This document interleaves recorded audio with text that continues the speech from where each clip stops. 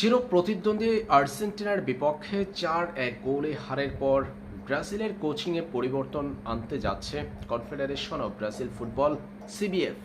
এই শিরোনামে খবর প্রকাশিত হয়েছিল ব্রাজিলের একাধিক গণমাধ্যমে। শেষ পর্যন্ত সেটাই সত্যি হয়েছে। গুঞ্জনটাই সত্যি হলো, সিবিএফ বরখাস্ত করেছে ডরিবল জুনিয়রকে। প্রশ্ন হলো, ব্রাজিল এখন কোচহীন।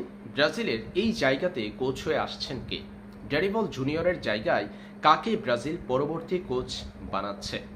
ব্রাজিলের কোচ হওয়ার দৌড়ে এগিয়ে আছেন বেশ কয়েকজন কোচ। তাদের তালিকা গত দুদিন ধরে আমরা গণমাধ্যমে দেখতে পাচ্ছি। তারা হলেন Abel Pereira, Renato Gaucho, Carlo Ancelotti, Jorge Jesus, Filipe Luis, Pep গার্দিওলার নামও শোনা যাচ্ছে। তবে প্রশ্ন হলো, এদের মধ্য থেকে এই মুহূর্তে ব্রাজিল দলের দায়িত্ব নেওয়ার জন্য অ্যাভেলেবেল কোচ কে? ব্রাজিল ফুটবল চাচ্ছে এই মুহূর্তে নতুন কোচ নিয়োগ দিতে, কারণ জুনে ব্রাজিল ফিফার উইন্ডোতে মহা গুরুত্বপূর্ণ দুটো ম্যাচ খেলবে।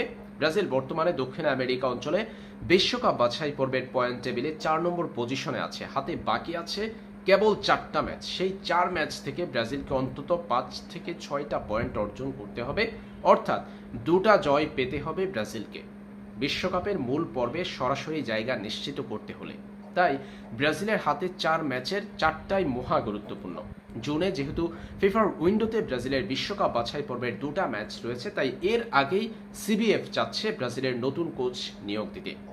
এখন প্রশ্ন হলো, ব্রাজিলের এই মুহূর্তে দায়িত্ব নেওয়ার জন্য অ্যাভেলেবেল কোচ কে আছেন? যে তালিকা আমি আপনাদেরকে শোনালাম, সেই তালিকার মধ্যে কারা অ্যাভেলেবেল আছেন তালিকা যদি দেখা হয়, সেই ক্ষেত্রে একজন কোচ ব্রাজিলের এই মুহূর্তে দায়িত্ব নিতে পারেন। তিনি হলেন আল হিলালের জর্জ জেসুস।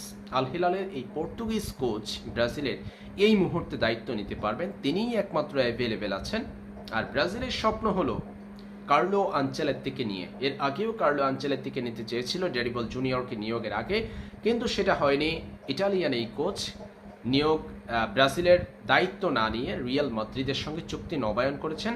সেই চুক্তির মেয়াদ কার্লো আনচেলত্তির আছে 2026 সালের জুন পর্যন্ত।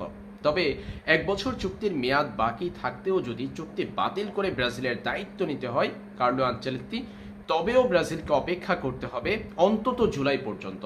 এর আগে জুনের উইন্ডোতে গুরুত্বপূর্ণ 2টা ম্যাচ খেলবে ব্রাজিল।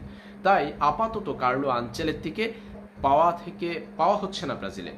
একমাত্র কোচ হিসেবে জর্জ জেসুস, যিনি ব্রাজিলের সিবিএফ এর তালিকায় আছেন, সেই জর্জ জেসুসই একমাত্র কোচ যিনি ব্রাজিলের এই মুহূর্তের দায়িত্বটা নিতে পারবেন।